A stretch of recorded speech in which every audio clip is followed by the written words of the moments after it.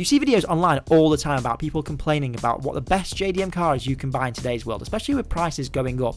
Whether it's the Supra, the GTR, whether it's the RX7, there's always people complaining about what is the ultimate JDM car. Well, in this video, I'm actually going to talk about what the worst JDM car is, because I think that's worthy of going over. You often don't really see JDM cars that are bad, and to be honest, the majority of, I would say 90%, are really, really good. When you see a JDM car video that's the worst, they really are the worst. Sit back and relax, I'm Casa Ben. The first car on this list is a Subaru Blanca, and yes, you probably never heard of it. It was a special edition version of the first generation sport wagon, as you can see in this picture, which everyone probably has seen somewhere in their lifetime.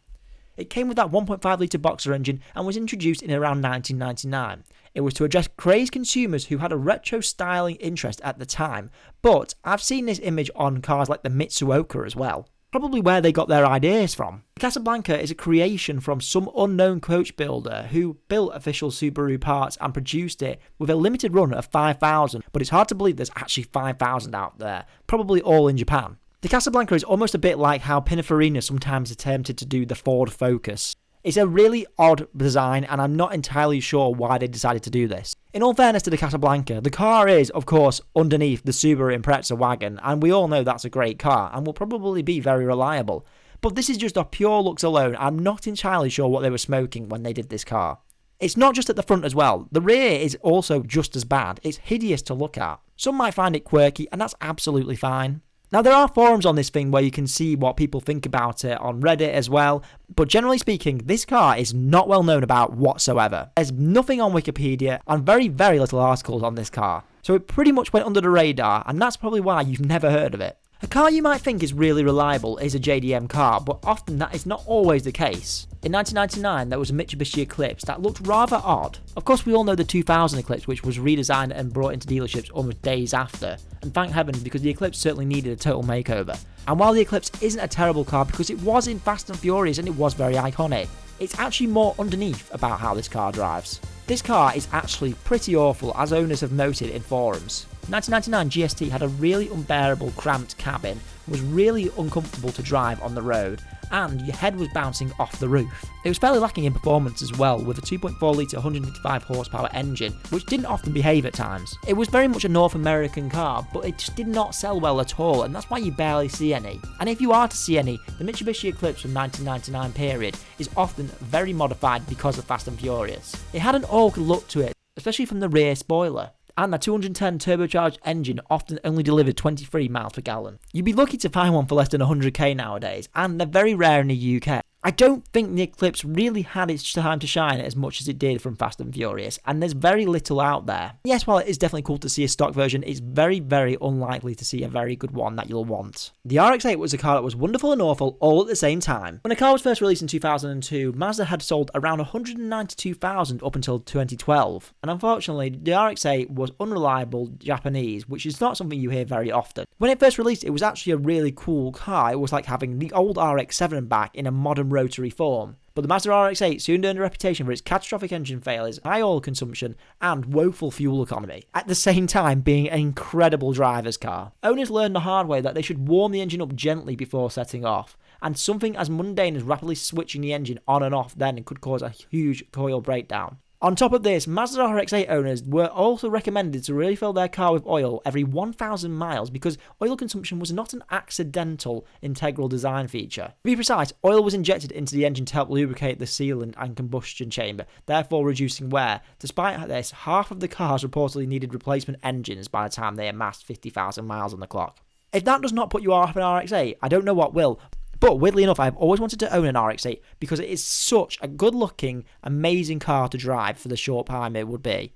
You're probably better off getting an RX8 on a track day, or borrowing your mates, if it even works at that point. Mazda had to stop selling the car again because of the high CO2 emissions it produced, and it's such a shame because I feel like the car could have been so much better. So now, when you do see an RX8, you know that owner is very committed and is probably, secondly, a car enthusiast, because no reasonable person will ever own an RX8. Even for the avid car fan, no one wants to run the risk of an engine blowing up. In fact, there's no car in the world, I think, that has the potential to have an engine blow up as much as the RX8. And just a quick example of this is showing all of the RX8 on Auto Trader are completely worthless because people just can't get rid of them and they know they won't buy them. You can buy the most recent new version for around 4 to 5 grand. The older versions, sometimes 1 to 1.5 grand. I suppose if you buy it at that price, you aren't really losing out and you're getting quite a lot of good car. But I do feel for the people who bought it new and or pretty much used. When you tell someone that your car is based off a Nissan S13, you'd be pretty excited knowing that it's going to be a great handling, good looking, cool car.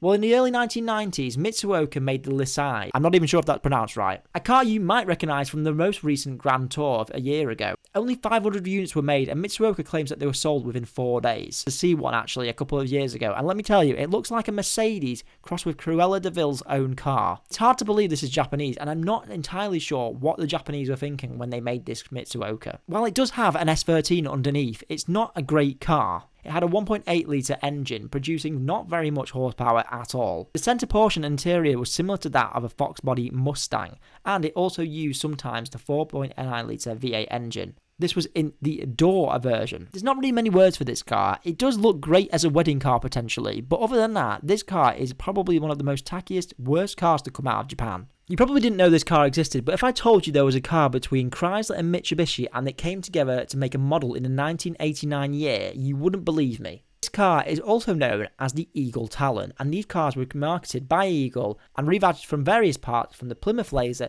and the Mitsubishi Eclipse. The last model for the Eagle Talon was in 1998.